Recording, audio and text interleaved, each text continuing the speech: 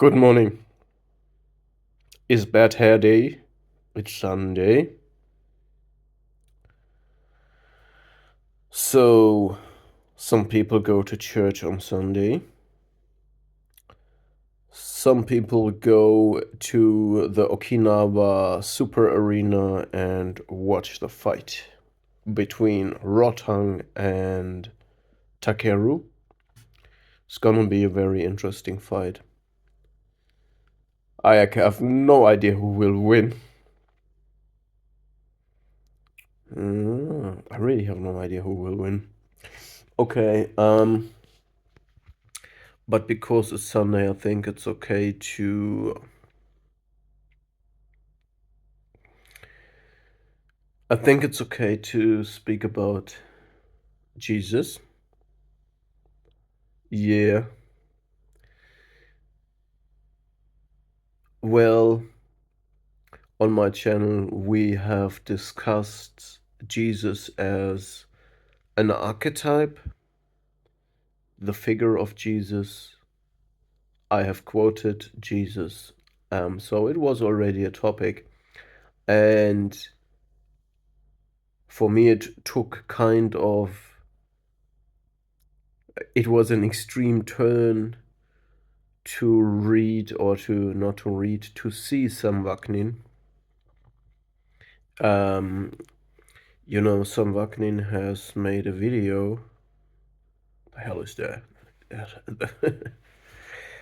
Sam Vaknin has made a video where he claimed Jesus is a narcissist. So,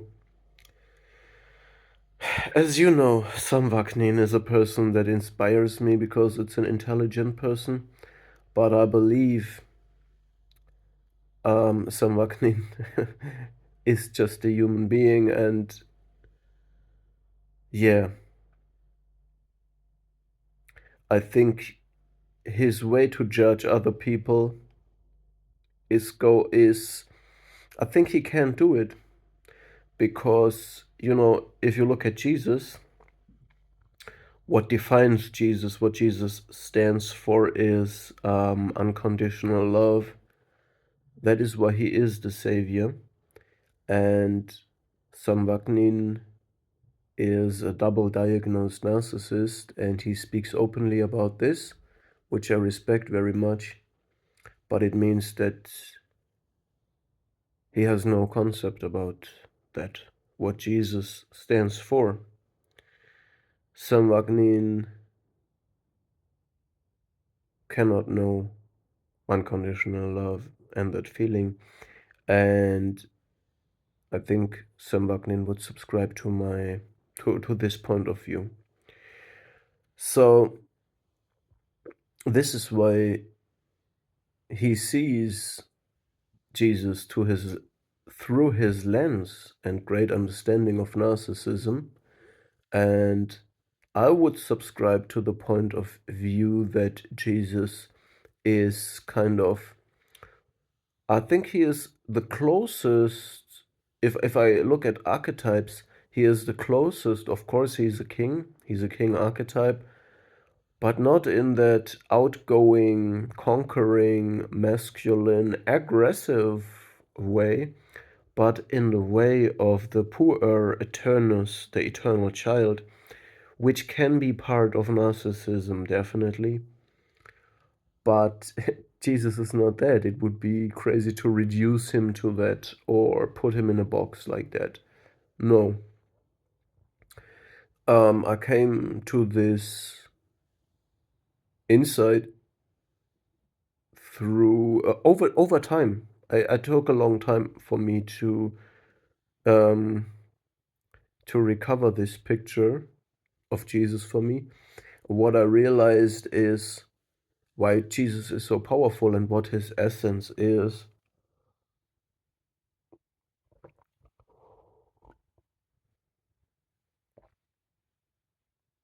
It's because when you're at your lowest, when you feel lost, um, that is when he's there. That is when you don't get the love, when you don't get the understanding, when you're really isolated. That is when he saves you from becoming bitter. So I reflected about forgiving, and I will implement this in the video. And this was part of all of this chain of thought that I'm putting together here right now. So I understood that the essence of Jesus is this. The essence is simply unconditional love, and he has a part of being like a child. He is in a naive. He is coming in his first coming is coming in his naive way. So he has no second thought. He's not strategic. He is, yeah, he is what he is, right? And we feel his presence when we're lost and when we're alone. Um, and it helps us to save this essence of love for ourselves. Okay. And this is something that maybe some people cannot see because they can't feel it, they don't have it, and this is very, very sad. Yeah, I myself see it as a miracle how human beings can receive the gift of this feeling. Um, and I'm not even trying to describe it, but how it can, how this miracle can happen that you get this feeling in your heart that is always there, basically. It's like a positive source, and it's a miracle how it is transferred. It definitely has to do something with maternal love, but I don't think that we necessarily get it from our mother, because there is orphans and people who went through a lot of struggle that also have this. So maybe it is given through. I mean, basically everybody's born by a mother still, but a lot of children lose contact to their mother, have not enough contact to their mother, um, and they still get this gift. This is why it's a miracle.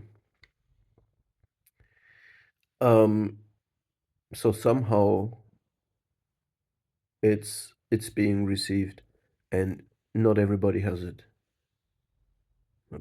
Not everybody has the same.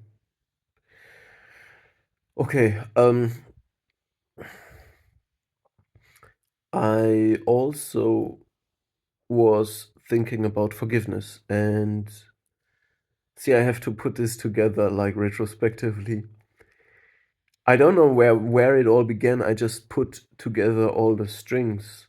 Um, I also was always thinking about the second coming of Christ, the resurrection, what it really means.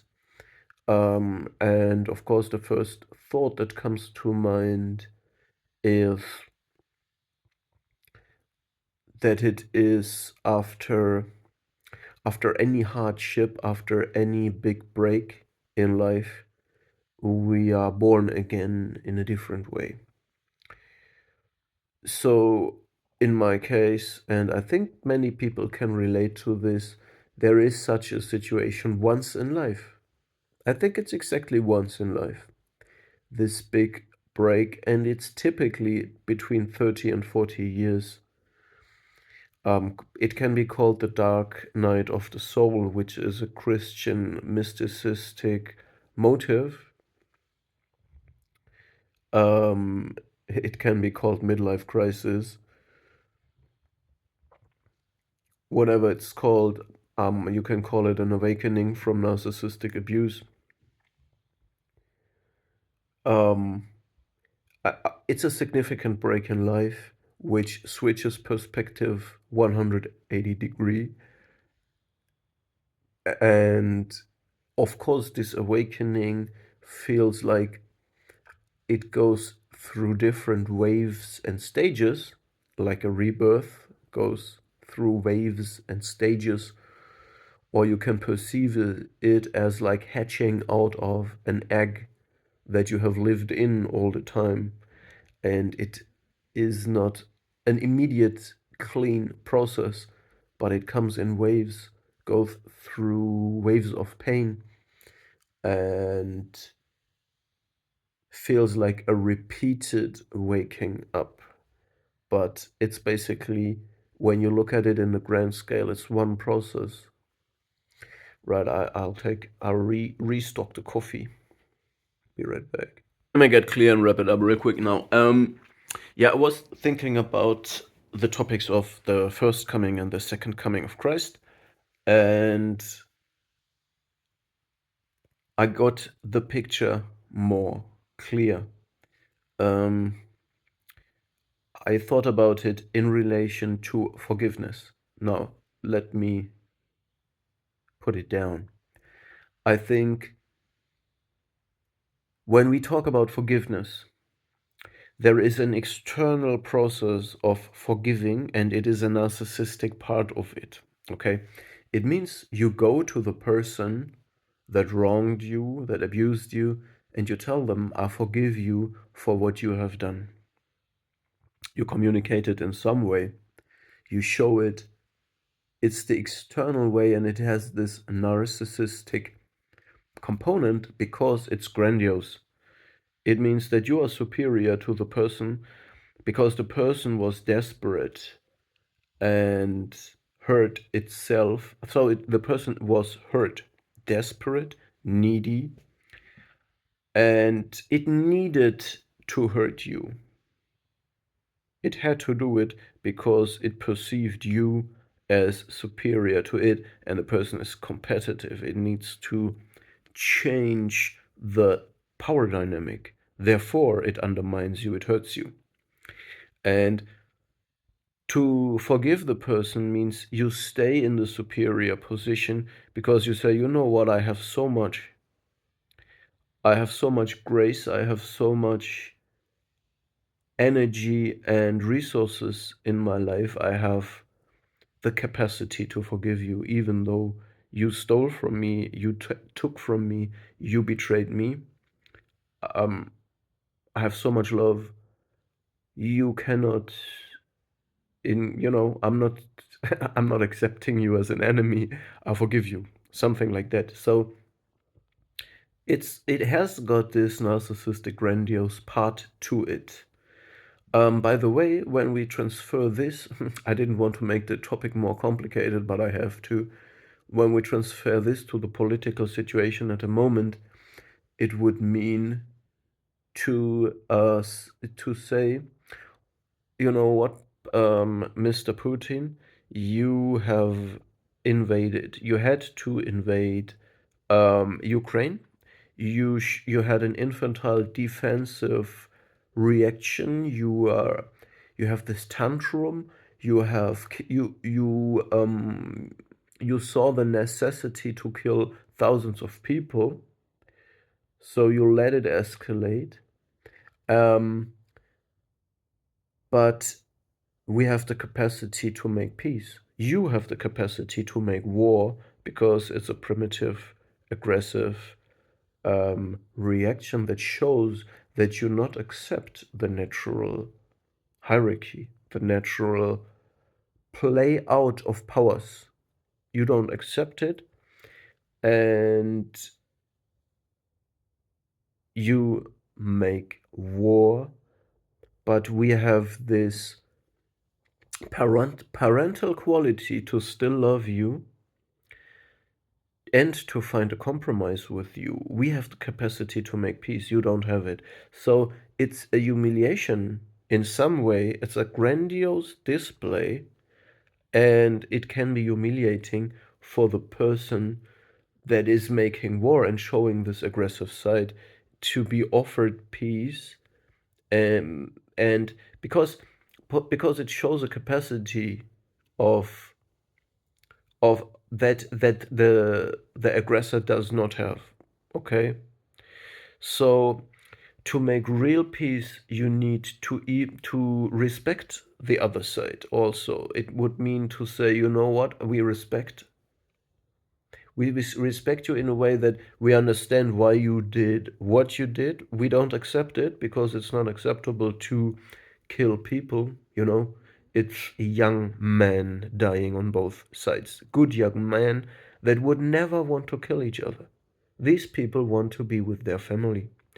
The young soldiers don't even have a developed neocortex. They cannot even discern really what is happening in the world. They have less experience and knowledge than you, yet you send them into death, okay? For your selfish goals. So, but we understand why you do it. And we want to find a compromise that feels acceptable for everybody, but we are also willing to make a sacrifice because we have this capacity. You get me? It's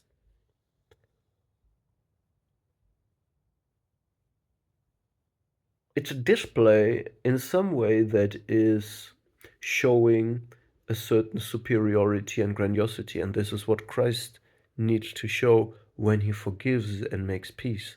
It always means that the side that makes peace has more understanding, more capacity,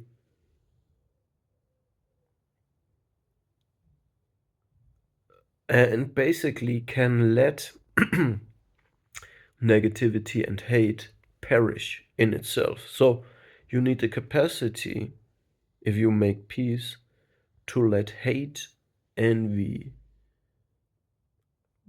pain, murder, all of this perish simply. Instead of inverting what is or mirroring what is happening, you know. So I have to expand the topic a little bit more. We see it in the political landscape in the moment. A lot of people have issues with racism and sexism. And the problem is that we have a lot of inverted racism and inverted sexism. It means there's people who were hurt by racism and sexism, and they gather in groups, and it can create a reversed version, another form of racism. So if let's no, I'm not going on racism.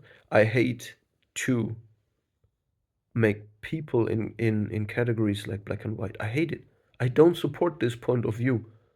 I don't support the point of view of black and white. Okay? Therefore, I go to sexism now. It can be that women suffered from oppression of men, and then they gather in a group, and then they start oppressing men. And this is an inverted form of sexism, and it's not a solution.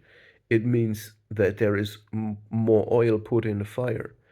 What we need to do is, if I'm a man, I have to take oppression, I have to take abuse, I have to take hate of women, I have to take it in and let it perish unpunished if I want to make peace. As long as we reflect this back and forth, neither will racism nor will sexism be overcome. And this is the way to make peace. This is what Christ showed us. The side that makes peace has more capacity than the side that is acting based on hate, envy, destruction. And the side that makes peace needs to have a way to let all this negativity perish and not become like that. To save and preserve the love, the civilized way as well in a political sense. Um, Now I said the first coming of Christ, he showed the narcissistic, the exhibitionistic side of it. He lived it. He showed it. He forgave people. So yeah, he exhibited it. He showed it. And this helped 9 of 10 people, but 1 of 10 people was triggered by it and they wanted to kill Jesus for that. So if you act like Jesus, you overtly, grandiosely spread love, forgive everyone, heal people, give everybody everything of you. 9 out of 10 people love you for it and um, are changed by this behavior, inspired. But 1 out of 10 wants to kill you and be like you. This is malicious envy. This is why Jesus had to die, and he knew it. But the second coming of Christ represents, now this is my new point of view, it represents the inner forgiving. Because the first what you do is the overt way. It's the talking, the communication, the showing the intention to do this. But what you do second is the internal process of really taking in this dirty stream that man is and let all the negativity perish in yourself without becoming dirty yourself. This is words from Nietzsche that he attributed to his superhuman, which he intended as an alternative to Christ because Nietzsche thought God is dead. I don't support this point of view. But Nietzsche knew that a superhuman needs this ability. So he let very, very many things open. He did not define the superhuman, the Übermensch, but he knew you need this because we will never be safe or excluded or protected from the influence of men. We will never be, we cannot be separated from the envious gaze, the hate, the negativity, and the cruelty of the 1 out of 10 that will hate us for our goodness. And the internal process of forgiving means that without any external ritual, without any external communication, just internally, it simply means we stay loving. Okay? So what you get is hate, envy, betrayal. And you take this in you, you feel the cruelty, you feel the pain of another person because they project it on you through their rituals and what they do to you, through the betrayal. You feel the pain that broke another person. And even though you do this,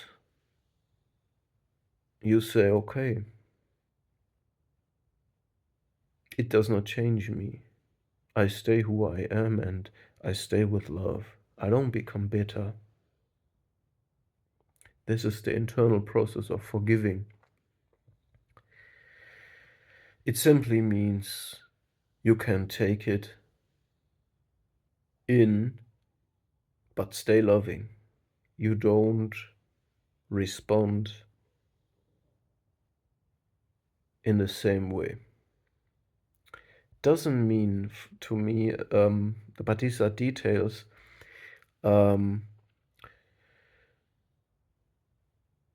we cannot allow such a dirty stream that has betrayed us to flow into us unchecked. It means we have to reflect some of this energy, in my opinion, back to the people in order to separate from them. So I'm not saying we sacrifice ourselves. I think Jesus did that for us so that we don't have to. But still we have to forgive. And to forgive is in the internal ways that thing what really matters. That's the second coming of Christ.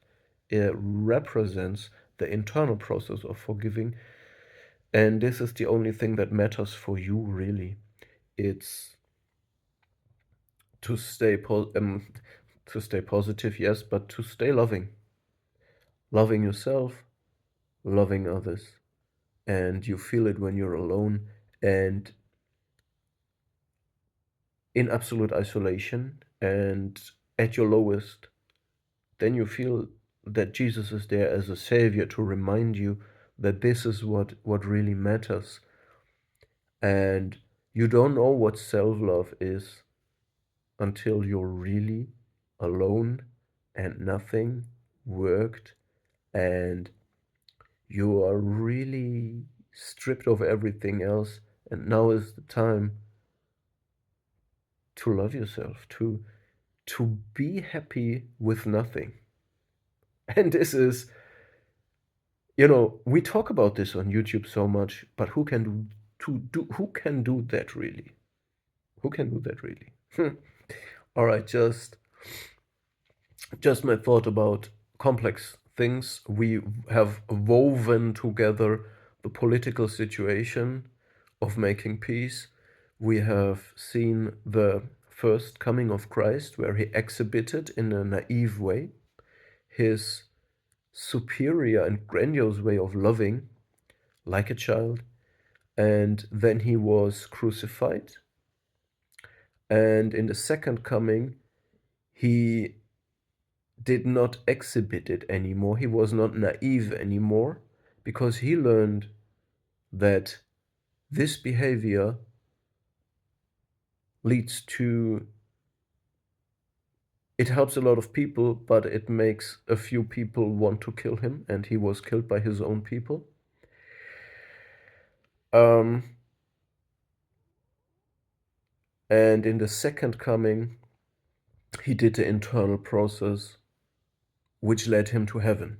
The internal process of forgiving means to understand that loving is the only way, and to do the work in progress, the internal progress that has nothing to do with the external world or display of anything, of really processing this negativity and hate, feel the pain of other people, the projected trauma, but understand that this gift, this miraculously given gift of love, is the only way to live. It's the only thing that matters.